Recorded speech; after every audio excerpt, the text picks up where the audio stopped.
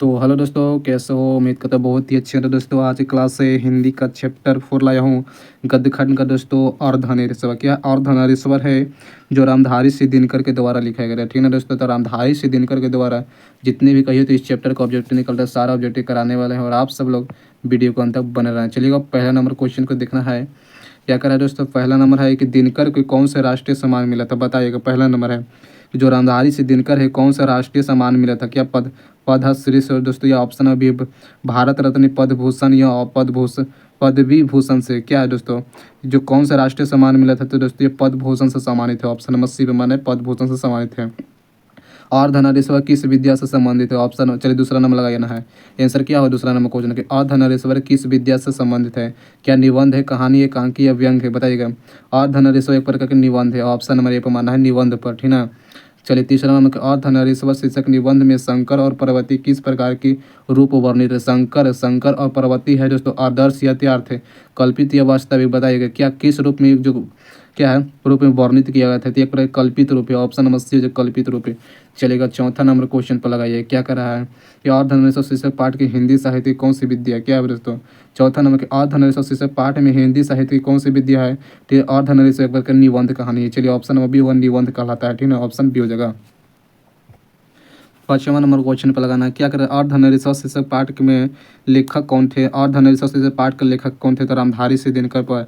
चलिए option number C हो जाएगा, रामधारी सिंह दिनकर है। क्या करें? छठा नंबर कि अर्धनारीश्वर शीर्षक कल्पित रूप क्या है? इसमें कल्पित रूप था क्या शिव और पार्वती हो, या राम और सीता हो जाएगा, या राधा कृष्ण होता है दोस्तों, या विष्णु और लक्ष्मी हो? बताइएगा।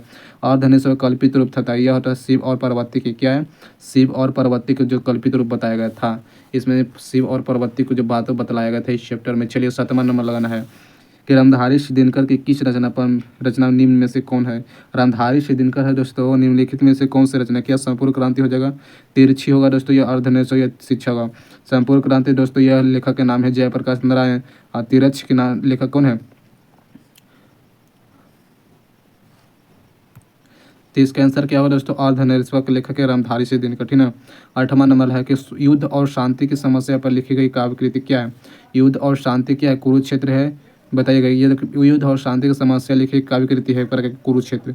ऑप्शन नंबर ये होगा कुरुक्षेत्र कहलाता है। चलिएगा, नौवां नंबर क्वेश्चन देखिएगा। क्या कह रहा है कि रामधारी सिंह दिनकर की रचना है, बताइएगा। रामधारी सिंह दिनकर की रचना क्या है? अर्धनारीश्वर है, रोज है, औषधन है, या जूठन है? अर्धनारीश्वर दोस्तों क्या है? अर्धनारीश्वर है। और रोज दो अज्ञा जी के द्वारा लिखा गया, ठीक है। औषधन किन के द्वारा?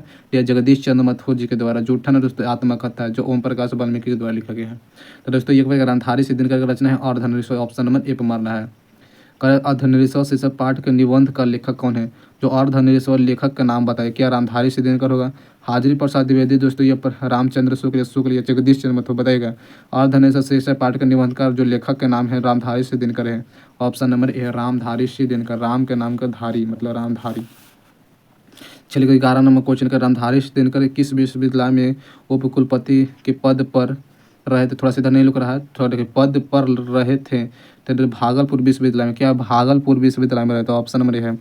12 नंबर है कि युद्ध और शांति की समस्या पर लिखी गई काव्य कृति क्या है?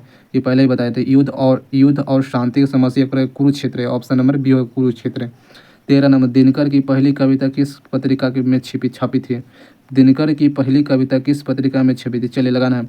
क्या प्रभा, माधुरी, हुंकार या छात्र सधोहर पर?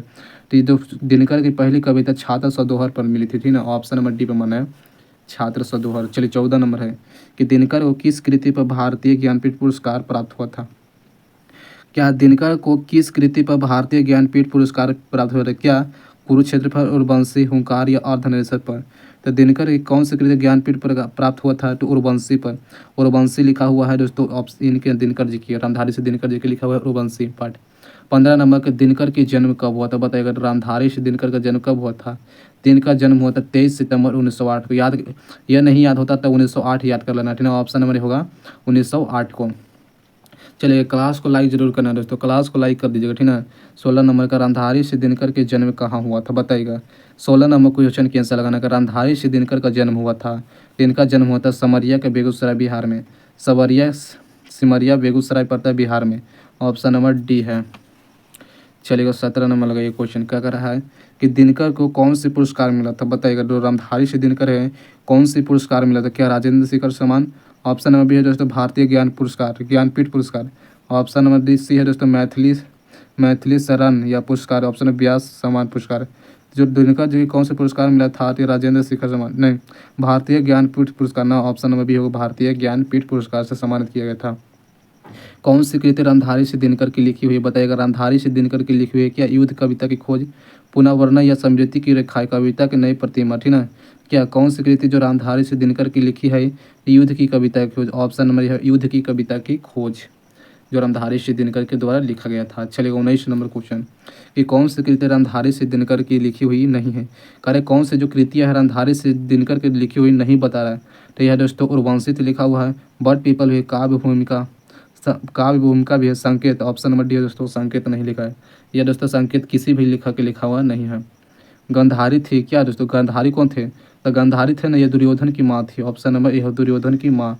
21 नंबर के दिनकर जी के क्यों के कवि थे?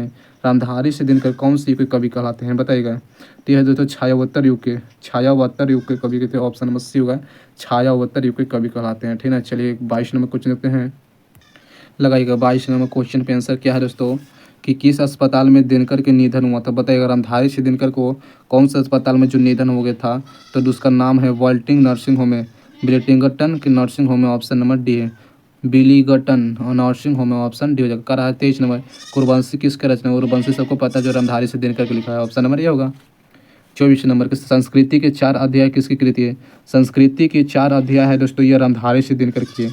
ऑप्शन नंबर डी होगा रामधारी सिंह दिनकर। 25 नंबर लगाना है कि दिनकर को किस गद्य पुस्तक पर साहित्य अकादमी पुरस्कार से सम्मानित किया गया था? चलिए दिनकर को कौन सी जो गद्य पुस्तक था वो साहित्य अकादमी पुरस्कार सम्मानित किया था? तो संस्कृत के 4 अध्याय पर।